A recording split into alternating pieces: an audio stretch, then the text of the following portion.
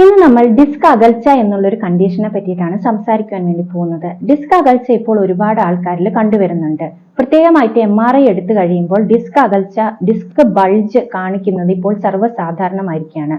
നടുവേദനക്കാരിൽ ഒരു 60% ആൾക്കാർക്കും disc bulge കാണപ്പെടുന്നുണ്ട്. അപ്പോൾ എന്താണ് ഡിസ്ക് ബൾജ്? നമ്മുടെ നട്ടെല്ല് എന്ന് പറയുന്നത് പ്രത്യേകമായ രീതിയിൽ വളഞ്ഞിരിക്കുന്ന ഒരു സ്ട്രക്ചറാണ്. ഈ നട്ടെല്ല് എന്ന് പറയുന്നത് നമ്മുടെ ശരീരം നിവർന്നിരിക്കുവാൻ വേണ്ടിയിട്ട് ഉള്ള ഒരു സ്ട്രക്ചർ തന്നെയാണ്. ഈ നട്ടെൽ ഉപയോഗിച്ചുകൊണ്ടാണ് നമ്മൾ പല ആക്ടിവിറ്റീസും ചെയ്യുന്നത്. അതായത് മൂവ്മെന്റ്സ് സംഭവിക്കുന്നത് ഈ നട്ടെല്ലിന്റെ മൂവ്മെന്റിൽ തന്നെയാണ് നമുക്ക് പല കാര്യങ്ങളും ചെയ്യാൻ പറ്റുന്നത്. അതായത് നമ്മൾ നേരെ കുനിയുക, വശങ്ങളിലേക്ക് തിരിയുക, എന്തെങ്കിലുമൊക്കെ സാധനങ്ങൾ എടുക്കുവാൻ വേണ്ടിയിട്ട് റീച്ച് ചെയ്യുക തുടങ്ങിയ ഒരുപാട് കാര്യങ്ങൾ ഡെയിലി ലിവിങ് ആക്ടിവിറ്റീസ് നമ്മൾ നട്ടെല്ലിന്റെ സഹായത്തോടു കൂടിയാണ് ചെയ്യുന്നത്. അപ്പോൾ ഇങ്ങനെ നട്ടെല്ല് പ്രത്യേക രീതിയിൽ മൂവ്മെന്റുകൾ നടക്കുന്ന സമയത്ത്, അത് നട്ടെല്ലിൽ പ്രത്യേകമായ മൂവ്മെന്റുകൾ നടക്കുന്ന സമയത്ത് അവിടെ ഫ്രിക്ഷൻ ഉണ്ടാവുന്നുണ്ട്. അപ്പോൾ എല്ലുകൾ തമ്മിൽ ഫ്രിക്ഷൻ ഒഴിവാക്കാനും ആ നട്ടെല്ലിന്റെ ഉള്ളിൽ കൂടെ പോകുന്ന സുഷുമ്നാ നാഡിക്ക് യാതൊരു കേടുപാടും സംഭവിക്കാതിരിക്കുവാനും വേണ്ടിയിട്ട് ഒരു ഷോക്ക് അബ്സോർബർ ആയിട്ടാണ് നട്ടെല്ലുകളുടെ ഇടയിൽ ഈ ഡിസ്ക് പ്ലേസ് ചെയ്തിട്ടുള്ളത്. അപ്പൊ ഈ ഡിസ്ക് എന്ന് പറയുന്നത് ഒരു സാക്ക് ലൈക്ക് സ്ട്രക്ചർ ആണ്. അതിൻ്റെ ഉള്ളിൽ ഒരു ഫ്ലൂയിഡ് ഫീൽഡ് ആയിട്ടുള്ള ഒരു സാക്ക് ലൈക്ക് സ്ട്രക്ചർ ആണ് നമ്മുടെ ഡിസ്ക് എന്ന് പറയുന്നത്. നട്ടെല്ലില് പല മൂവ്മെന്റ്സ് സംഭവിക്കുന്ന സമയത്തും പ്രഷർ ഉണ്ടാവുന്നുണ്ട്. ഈ പ്രഷർ ഒരു ഈവൺ ആയിട്ട് ഡിസ്ട്രിബ്യൂട്ട് ചെയ്ത് താഴേക്ക് ട്രാൻസ്ഫർ ചെയ്യപ്പെടേണ്ടതാണ്. അപ്പോൾ ഈ ഡിസ്കിലൂടെ തന്നെയാണ് ഇത് ട്രാൻസ്ഫർ ചെയ്യപ്പെടുന്നത്. അപ്പോൾ ഈ പ്രഷർ കറക്റ്റ് ആയിട്ട് ഈവൺ ആയിട്ടുള്ളൊരു രീതിയിൽ ഡിസ്കിൽ ഏൽക്കുകയാണെങ്കിൽ ഇതിനൊരു പ്രശ്നവും ഉണ്ടാകില്ല. എന്നാൽ നമ്മുടെ ഇന്നത്തെ കാലഘട്ടത്തിൽ പല റീസൺസ് കൊണ്ടും ഈ പ്രഷർ പ്രത്യേകമായി ഏതെങ്കിലും ഒരു വശങ്ങളിലൊക്കെ കേന്ദ്രീകരിക്കപ്പെടുന്നതായിട്ട് കണ്ടിട്ടുണ്ട്. കുറച്ച് പ്രായം കുറഞ്ഞ വ്യക്തികളുടെ കാര്യത്തിലാണെങ്കിൽ ഡിസ്കിന് ഈ പ്രഷർ വരുന്നത് അവരുടെ ജോലി സംബന്ധമായിട്ടോ ഒക്കെ ആയിരിക്കാം, അല്ലെങ്കിൽ അവരുടെ ലൈഫ് സ്റ്റൈൽ കാരണമായിട്ട്, ഒന്നെങ്കിൽ അവരുടെ സെഡൻറ്ററി ലൈഫ് സ്റ്റൈൽ ആയിരിക്കാം ചൂസ് ചെയ്തിരിക്കുന്നത്. അപ്പോൾ അവരുടെ പോസ്റ്റർ കാര്യങ്ങളൊക്കെ ചേഞ്ച് ആവുന്നുണ്ട്. അതുപോലെ തന്നെ അവർ ചിലപ്പോൾ ഓവറായിട്ട് വർക്ക് ചെയ്യുന്ന, ഓവർനൈറ്റ് വർക്ക് ചെയ്യുക, ഓവർ അവേഴ്സ് വർക്ക് ചെയ്യുക, അപ്പോൾ അവർ കൂടുതൽ സമയം ഇരുന്ന് വർക്ക് ചെയ്യുക, കൂടുതൽ സമയം നിന്ന് വർക്ക് ചെയ്യുക തുടങ്ങിയ കാര്യങ്ങളൊക്കെ ചെയ്യുമ്പോഴത്തേക്കും ഇവർ പ്രത്യേകമായിട്ടുള്ള ചില പൊസിഷൻസ് ശരീരത്തിന് അവലംബിക്കുവാൻ സാധ്യതയുണ്ട്.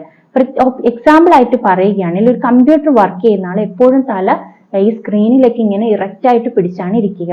അപ്പൊ അവരുടെ ഈ നട്ടെൽ, ഈ കഴുത്തിന്റെ ഈ നട്ടെല്ലിന്റെ ഭാഗം പതിയെ ഒന്നെങ്കിൽ നിവർന്നു പോവുകയോ അല്ലെങ്കിൽ കൂടുതലായിട്ട് വളഞ്ഞു പോവുകയോ ഒക്കെ ചെയ്യാനുള്ളൊരു സാധ്യതയുണ്ട്. അപ്പോൾ നട്ടെല്ലിന്റെ ഒരു ഭാഗത്ത് വരുന്ന ഈ ചെരിവ് പിന്നീട് അത് കണക്ട് ചെയ്ത് മറ്റു ഭാഗങ്ങളിലേക്കും ആ പോസ്റ്റർ ഡിഫറൻസ് ഉണ്ടാവാനുള്ള സാധ്യതയുണ്ട്. ഇങ്ങനെ വരുന്ന സമയത്ത് ഈ കംപ്രഷൻ ഏതെങ്കിലും ഒരു ഭാഗത്തേക്ക് കേന്ദ്രീകരിക്കപ്പെടും. അന്നേരം ആ ഭാഗത്തെ ഡിസ്കിന് പ്രഷർ കൂടിയിട്ട് ഈ ഡിസ്ക് വശങ്ങളിലേക്ക് അകലും. ചിലപ്പോൾ ഒരു സൈഡിലാണ് പ്രഷർ കൂടുതലെങ്കിൽ അത് പുറത്തേക്ക്, മറ്റേ സൈഡിൽ കൂടി ആയിരിക്കും പുറത്തേക്ക് വരിക. മുന്നിലാണ് കംപ്രഷൻ വരുന്നതെങ്കിൽ അത് പുറകിലൂടെ ആയിരിക്കാം പുറത്തേക്ക് വരിക. ഇങ്ങനെ പുറത്തേക്ക് ഡിസ്ക് തള്ളി വരുമ്പോൾ എന്താണ് സംഭവിക്കുന്നത്? അതായത് സുഷുമ്നാ നാഡിയിൽ നിന്നും പുറത്തേക്ക് വരുന്ന നാഡീവ്യൂഹങ്ങൾ ഈ ഡിസ്കിന്റെ ഇടയിൽപ്പെട്ട് കംപ്രസ് ആയി പോകും. അപ്പോൾ ഈ നാഡിയുടെ റിലേറ്റഡ് ആയിട്ടുള്ള വേദന, തരിപ്പ്, മരപ്പ്, പുകച്ചിൽ തുടങ്ങിയ ഒട്ടനവധി സിംറ്റംസ് കണ്ടു തുടങ്ങും. ഇതല്ലാതെ കുറച്ച് ഏജ്ഡ് ആയിട്ടുള്ള ആൾക്കാർക്ക് ഡീജനറേഷന്റെ ഭാഗമായിട്ട് ഡിസ്ക് പ്രൊലാപ്സ് ഉണ്ടായേക്കാം. പിന്നെ എന്തെങ്കിലും ഒരു കണ്ടീഷൻ, അതായത് നട്ടെല്ലിനെ ബാധിക്കുന്ന എന്തെങ്കിലും കണ്ടീഷൻ, അതല്ലെങ്കിൽ ഡിസ്കിനെ ബാധിക്കുന്ന എന്തെങ്കിലും മറ്റ് അസുഖങ്ങളൊക്കെ കാരണവും ഇത് സംഭവിച്ചേക്കാം. പിന്നെ ഹെറിഡിറ്ററി ആയിട്ടും ചിലർക്ക് കാണാറുണ്ട്. അതായത് അവരുടെ അച്ഛനും അമ്മയ്ക്കും ഒക്കെ നടുവേദന, ഡിസ്ക് പ്രൊലാപ്സ് പ്രശ്നങ്ങൾ ഉണ്ടെങ്കിൽ അത് കുട്ടികളിലേക്കും വരുന്നതായിട്ട് കണ്ടിട്ടുണ്ട്. എന്നാൽ ഇപ്പോൾ കോമൺ ആയിട്ട് കാണപ്പെടുന്ന ഒരു കാര്യം ഈ പോസ്റ്ററൽ ഡിഫറൻസ് കൊണ്ടുള്ള ഡിസ്ക് പ്രൊലാപ്സ് ആണ് എന്നുള്ളതാണ് സത്യം. അപ്പോൾ ഇങ്ങനെയുള്ള കണ്ടീഷൻസ് നിങ്ങൾക്ക് എങ്ങനെ ട്രീറ്റ് ചെയ്യാം? പോസ്റ്റർ കറക്റ്റ് ചെയ്തുകൊണ്ട് തന്നെ ട്രീറ്റ് ചെയ്യാവുന്നതാണ്. അതായത് നിങ്ങളുടെ പോസ്റ്റർ പ്രത്യേകമായ രീതിയിൽ വളഞ്ഞോ തിരിഞ്ഞോ ഒക്കെ പോകാതെ നട്ടെല്ലിനെ കൃത്യമായിട്ട് നേരെയാക്കുകയും നട്ടെല്ലിനോടനുബന്ധിച്ചുള്ള മറ്റു ഭാഗങ്ങളും കൃത്യമായ രീതിയിൽ നാച്ചുറൽ ആയിട്ട് തന്നെ നിലനിർത്താനും വേണ്ടിയിട്ട് പോസ്റ്റർ അനാലിസിസ് ചെയ്ത് പോസ്റ്റർ കറക്ഷൻ ചെയ്യേണ്ടതാണ്. പോസ്റ്റർ അനാലിസിസ് ചെയ്യാൻ ഏറ്റവും എഫിഷ്യന്റ് ആയിട്ടുള്ള ഒരു പ്രൊഫഷണൽസ് ആണ് ഫിസിയോതെറാപ്പിസ്റ്റുകൾ. അപ്പോൾ പോസ്റ്റർ അനാലിസിസ് ഏറ്റവും അധികം അവർ പഠിക്കുന്നുമുണ്ട്. അപ്പോൾ ഫിസിയോതെറാപ്പിസ്റ്റിനെ കണ്ട് നിങ്ങൾക്ക് പോസ്റ്റർ അനാലിസിസ് ചെയ്ത് പോസ്റ്റർ കറക്ഷൻ ചെയ്ത് കഴിഞ്ഞാൽ ഭാവിയിൽ ഡിസ്ക് പ്രൊലാപ്സ് ഒരു സിവിയർ സ്റ്റേജിലേക്ക് പോകുന്നതിൽ നിന്ന് തടയാൻ പറ്റും. ഇപ്പോൾ ഡിസ്ക് പ്രൊലാപ്സ് തന്നെ MRI റിപ്പോർട്ട് എടുത്തു നോക്കിയിട്ടുണ്ടെങ്കിൽ പല രീതിയിൽ കാണപ്പെടാറുണ്ട്. ചിലപ്പോൾ മൈൽഡ് ഡിസ്ക് ബൾജ് ആയിരിക്കാം. അത് അത്ര കണ്ട് പേടിക്കാനില്ല, നിങ്ങൾ തുടക്കത്തിലാണ് എന്നർത്ഥം. അത് എത്രയും പെട്ടെന്ന് കറക്റ്റ് ചെയ്ത് കഴിഞ്ഞാൽ നിങ്ങൾക്ക് പിന്നീടുള്ള സിവിയറിറ്റിയിൽ നിന്നുള്ള പ്രശ്നങ്ങളിൽ നിന്ന് ഒഴിവാകുവാൻ സാധിക്കും.